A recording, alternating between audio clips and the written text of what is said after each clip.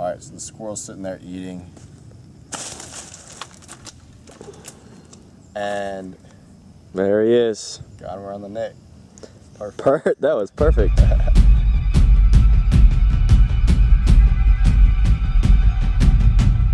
There. What's up, guys? Another day with lamb.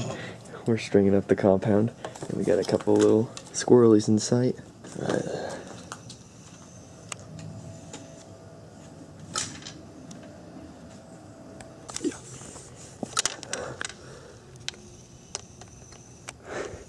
You seem so surprised. I'm gonna try.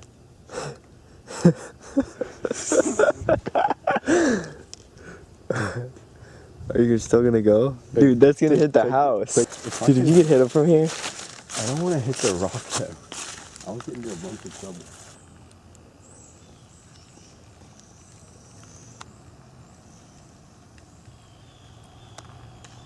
Nom nom nom nom nom nom nom.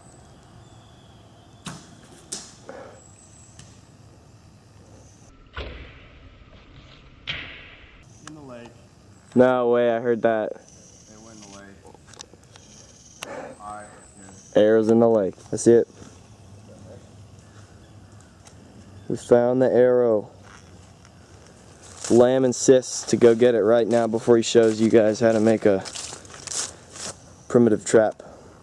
Alright, no luck squirrel hunting now. We're gonna have to move on to a different technique of capturing wild game. Yeah. Y'all want to trap some animals such as squirrels, most likely squirrels, and you don't want to go buy one like Daniel's traps. What are those, conibears? Who's Daniel? Casanova. Yeah, like a Duke. Yeah, Duke. whatever Coil spring has. Then you could just make a noose trap, and I'll show you how to make one of those. They're really easy. These also take the place of conibears. Alright guys, when setting up your trap, you want to set up in the right location first. What you want to do is see over here. You don't want something so thick, a branch that's so thick that your little trigger points in the ground aren't going to hold it. You want something relatively bendy, but you don't want something too small, such as this guy over here, that wouldn't do anything.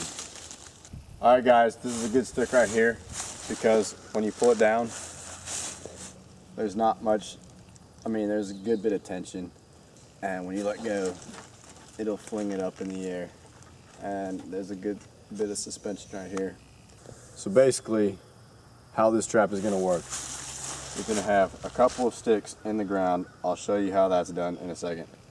And there's going to be a rope here pulling this branch down, and the branch is going to be tied down to one of these sticks in the ground, which is then tied to like a little trigger pin, and when the squirrel touches it, it sets the rope off, flings the branch in the air, tightens the loop around whatever part of body of the squirrel that's inside the noose, and it's snagged, suspending in the air. First things first, you're going to want to clear out your area that you're working with. You're going to line up where the string is going to come down.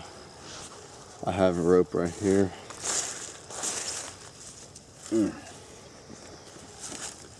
So the amount you cut depends on how high the branch is.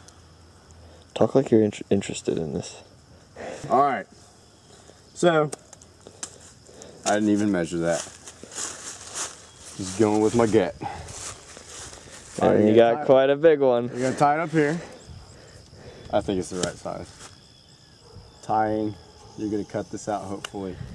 What kind of knot? Square knots. Just whatever knot. You're going to pull it down where it would be. It would be right there. In this area. So, what you're going to want to do, I'll show you the sticks we cut. Come here, Danny Casanova. So, you want two sticks like this. They're going to be like this on this stick when they're in the ground.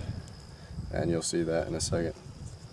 And then, so you got those, you got this little skinny middle stick. Show you that where that goes in a second. And you got this stick. This doesn't have to be a certain size.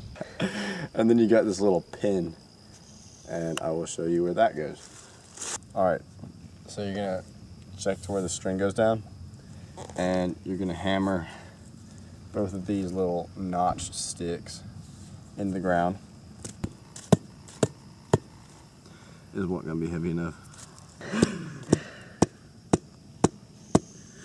Go in the ground. This stick is gonna be pulled up against this by the tension of this string. What you're gonna wanna do next is pull this down to the point where you think the tension is good. I mean, that's just your own judgment. So I think that is good tension right there. It really just depends on your preference. So when I let it go, it shoots up pretty hard. It'll yank up a squirrel right off the ground. So what you're gonna wanna do is measure with this thing pulled down the length it is to this little stick.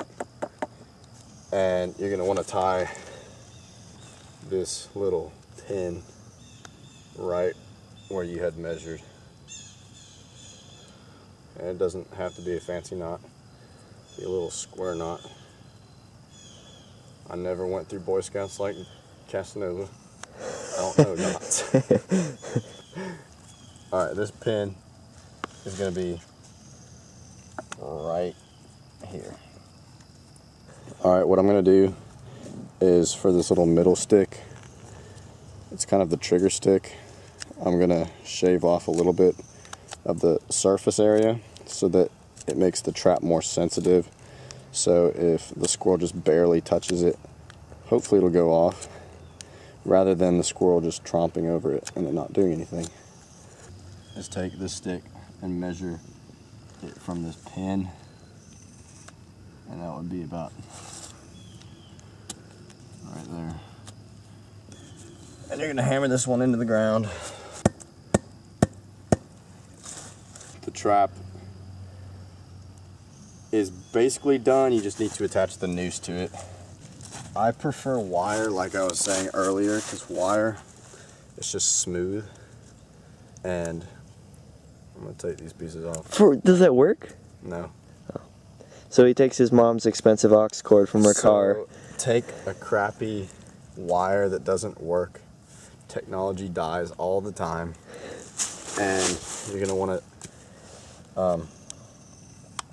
make a little bitty loop over here at this end, like so. Just another square knot. Good. So that little hole right there. And you're gonna put this end through that hole and make the noose. Attach this end to this trigger pin. Alright, it's on there. And you're just gonna set it again, put the noose over top of the stick with the bait in the middle. I'm gonna go get some bait, and we're actually gonna set everything up, cover it with leaves, and then it should be fine. What you guys wanna do is grab some bread, because all squirrels love bread. Make sure you get the crust, because people don't like crust. Squirrels like peanut butter too. So, you know? How about you just eat this, so then you don't have to worry about getting a squirrel? True. So just coat that with peanut butter. Honestly, That's a lot. the smell is really strong with the peanut butter, so it should bring them near. Dab some almond extract on there. Let it soak in. Oh, that was a lot. Alright.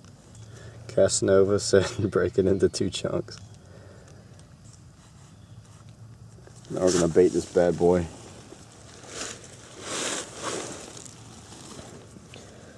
It's kind of difficult to do this with one man, so if you have another partner, it's a lot easier.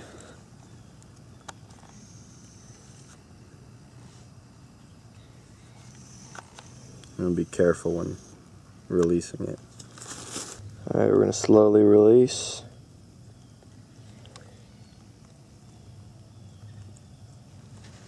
There we go.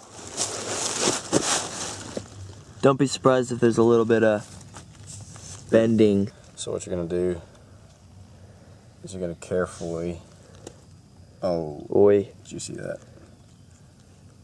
Lay the noose over top of this. Alright, so you want the noose big enough so that when the animal walks up, it could step its foot here and then start eating so that it'll whip and catch its foot. You don't just want it to be chewing here and this to whip in front of its face. Didn't say that very good. Now camo time. More the better. More the merrier. So the tree's pretty bendy. Going down. Knock. Hey, who knows? Maybe tonight you could even get a possum or a raccoon. I got an alligator. The alligator is going to be the squirrel for today. And this is how the trap works. Squirrel's going to be walking along. The squirrel's sitting there eating. And There he is. got him around the neck. Perfect. That was perfect. That was only one try too. Let's see this work for the real squirrel now. Dead squirrel. Sorry, buddy.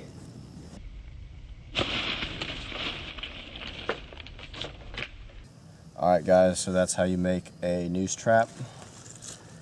And obviously it's a cheap way to trap some animals, get some food in the freezer, and it's also a lot of fun. I enjoy doing this stuff.